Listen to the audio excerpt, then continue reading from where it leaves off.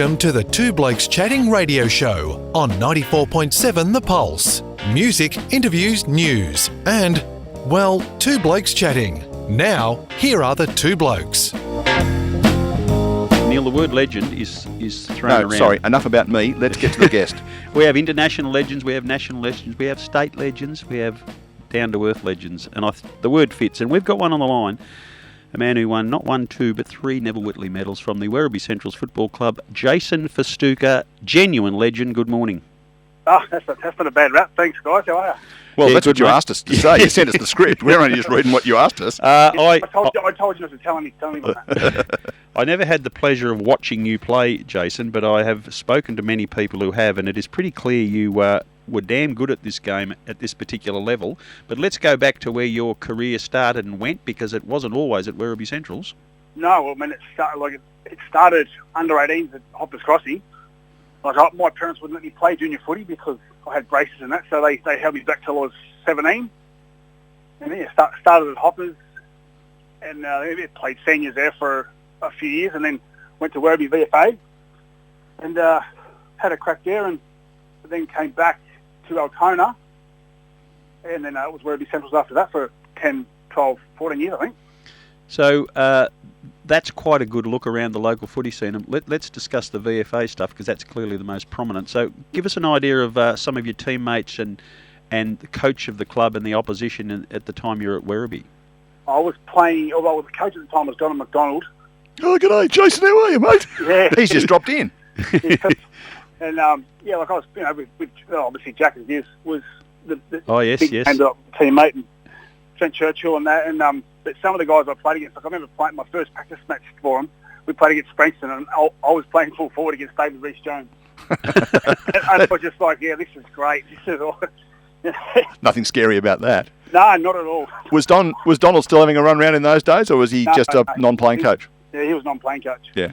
Now, Jason, if you've played a bit of footy at Hoppers Crossing and Altona, I think that it'd be fair to suggest that you were exposed to and maybe delivered a bit of the biff, it was called in those days.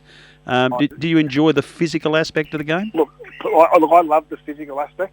It's nothing gets my blood pumping and just smashing bodies legally. Yeah, good. But obviously, Western Region Footy League, I didn't really sort of encounter that until I went at Altona, when I think in round 6 I had my jaw absolutely smashed by a player deliberately, and that was probably the only real aggression that sort of come from that league. But had a bit of fun with the O'Tools in the GDFL. But that was all. That was like, it was hard, but it was good. There was respect between us all. So that's what I was leading into, because there's been a fair bit of talk over the years at what I call the old GDFL, which I witnessed when a club that I got connection with, Modawari, played in it, and I didn't watch it for a fair few years, and I come back to watch it again recently. It's completely different. It's a game that's got now a lot of open, clean footy. There's a lot of really good players, and you were probably playing during the transition period. Yeah. Where your club and Bannockburn in particular had some really great contests during that period, and the footy probably was elevated more to the people going to the ground to watch the physicality. Yeah, you're probably right. The footy was it was hard, but without the sort of the sniping stuff. But it was just Bannockburn. They were some battles. So the gap between the VFA, the WRFL, GDFL, clearly they're different levels. How big if you're a kid coming through when you're 18 and you're doing pretty well at GDFL level, how big's the jump to say WRFL or to VFA, or now VFL? Oh, look, I would say WRFL to VFA would be quite similar now with the players that are back. But I remember when I first went to the VFL that when you're sort of down, when I was at Hoppers, like, you'd be calling the ball, say, 4 or 5 times before you get it. Yep. Whereas at the VFL level, you literally halfway through saying the guy's name the first time and it's there. Yep. Like, it's just so quick. Yeah. Because the players just look. They just give it, and you're playing with some really smart players, and you call the ball once and you get it.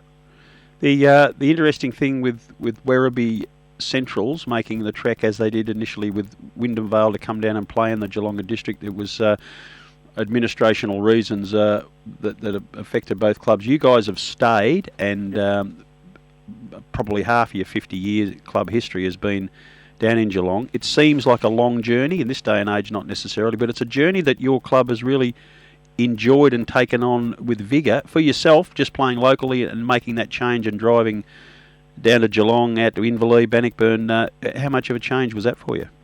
Oh, not really. I didn't mind the drive, to be honest. I know a lot of my mates sort of play amateurs, and they're playing. They live in Werribee. They've got to drive to the other side of the city.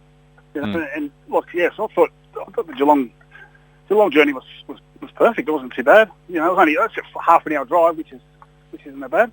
And what about a bad loss though? It was a long drive home though, wasn't it? After a bad loss. Oh, look, you know, it was a very, very long drive.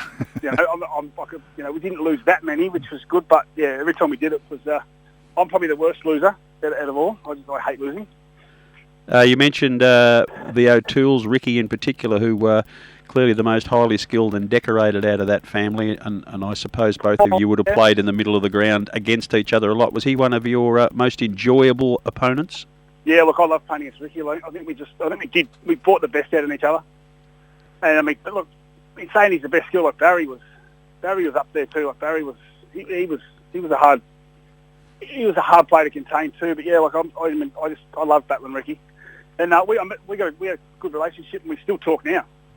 You know, he's one of the good blokes. You know? And we mentioned the Bannockburn connection. I think you were probably part of 4 or 5 grand finals against them, and no, I came in. They played 2 and lost both, and then I came in at 99, and then we won 3 in a row. Oh, so you missed the first 2, so you only did 3 out of that block of 5. I got told by the club president that I was getting recruited so that we could beat Bannockburn in the grand final.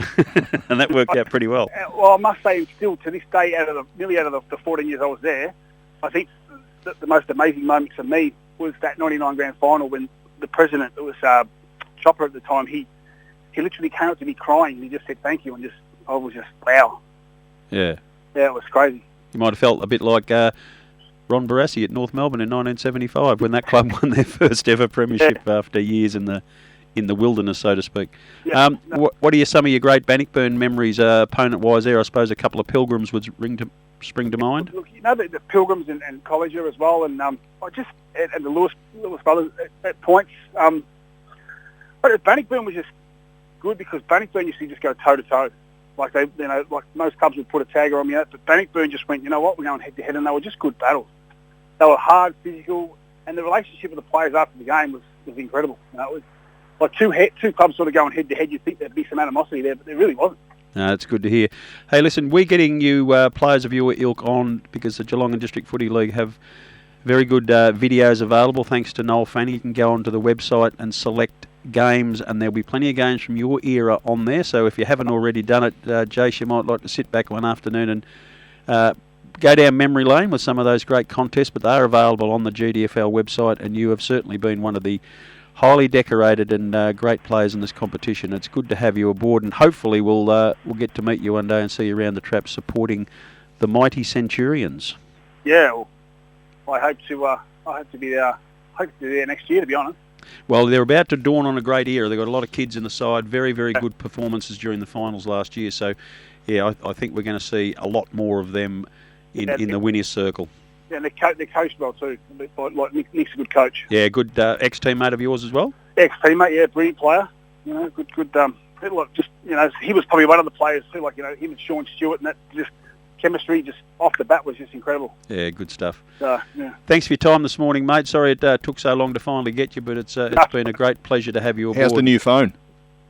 New phone's good, thank God. Yeah. The other one literally just died, and I just. We have had a little bit of a joke at your expense. I've got to say, Jason, what sort of a bloke's Grubby-cations? Grubby-cations is probably one of the best blokes in the. Oh, that wasn't what you was. That wasn't on the script I sent you. No, he's legitimately Grubby's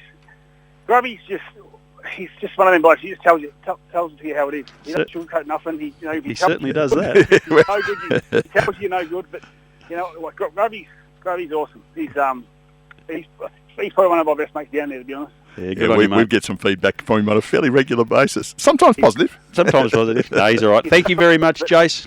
No worries, guys. We'll Thanks. talk to you soon. Really appreciate it. All right, cool.